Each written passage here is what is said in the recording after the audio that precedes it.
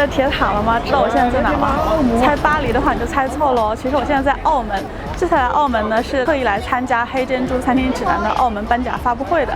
然后我身后的就是在澳门的巴黎铁塔。现在上塔上去看一看夜景吧。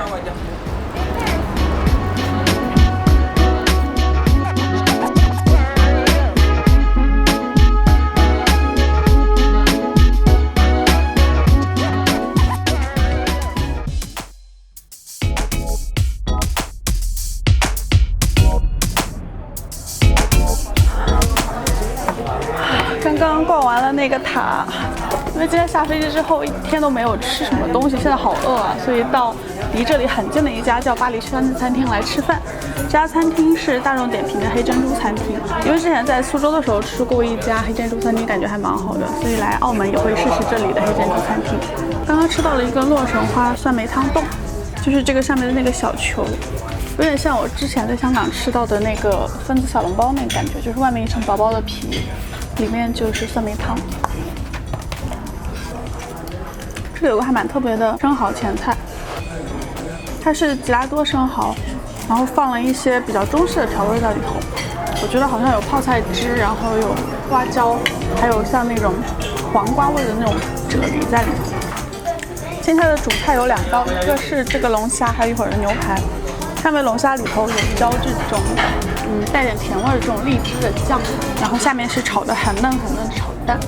然后现在这个也是今天的重头戏之一了，就是牛排。这个牛排据说是 M9 等级的和牛，就很高等级的那种。然后它调味上我还没有吃，我不太确定，但我估计它也是有一点那种中西合并的感觉。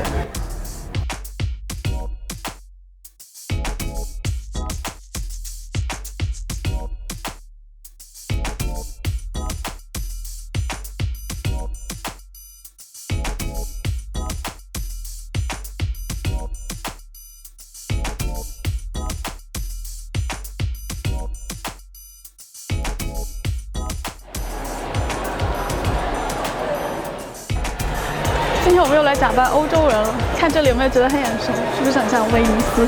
下面又很像威尼斯的那个贡多拉小船哦，一会儿下去会体验一下。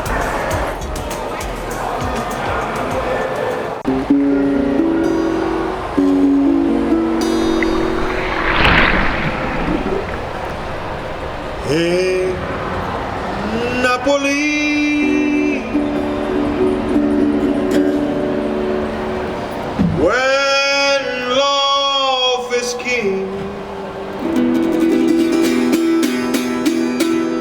When boys meet girls,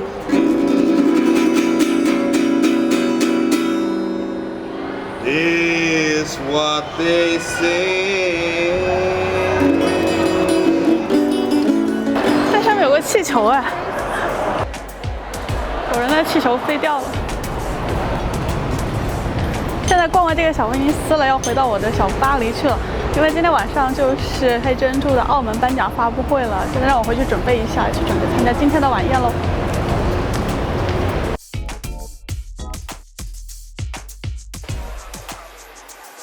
黑珍珠的发布会分成了2个部分，首先是颁奖给在澳门的1钻、2钻、3钻的黑珍珠餐厅，后来又回到了头一天去过的巴黎轩餐厅中进行了晚宴。晚宴的菜品由5位名厨共同创造。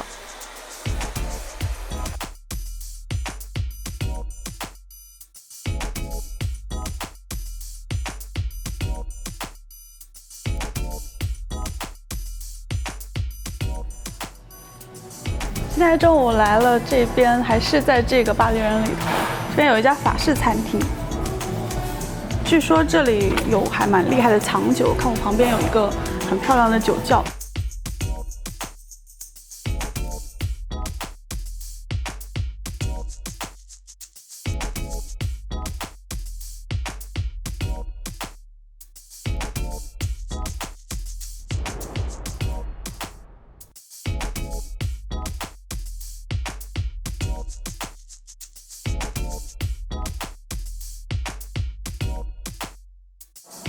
这个就是传说中的舒芙蕾啦，就是那个上桌之后就会以肉眼可见的速度塌下去的那个甜点。确实是啊，刚才看到胡双拿在手上的时候，比现在已经高很多了。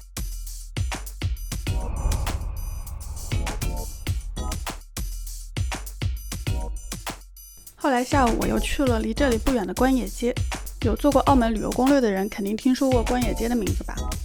其实这条街很短，只有大概150米，但是聚集了很多有特色的小店，你可以在这里找到各种各样有特色的美食，像是水蟹粥啊、蛋挞、榴莲雪糕、猪扒包什么的，随便买，几乎不会踩雷的。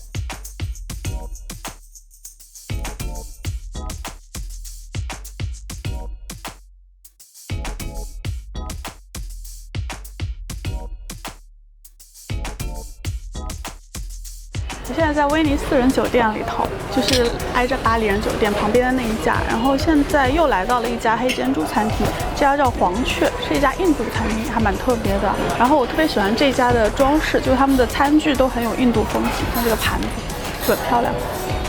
让我看看菜单，今天有些什么菜？这里头都是一些还蛮经典的印度菜了。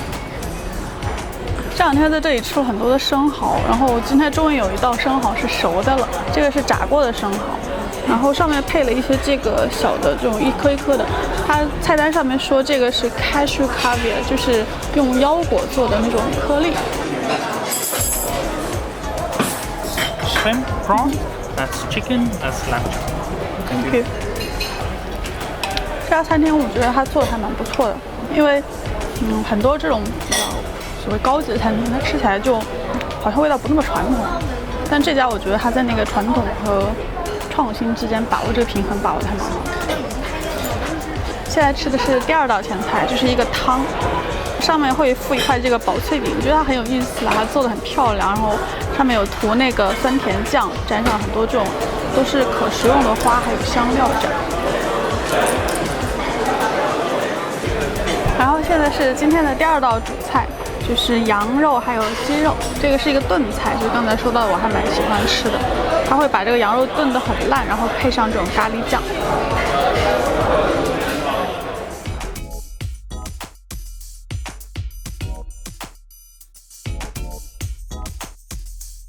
刚刚在黄雀吃完晚餐，现在回到酒店房间了。这几天的逛吃记录，不知道大家看完满不满意呢？下次有机会来澳门的话呢，你们也可以来这几家店试试看。因为明天一大早我就要离开了，所以今天要早点睡了。那现在就到这儿了，拜拜。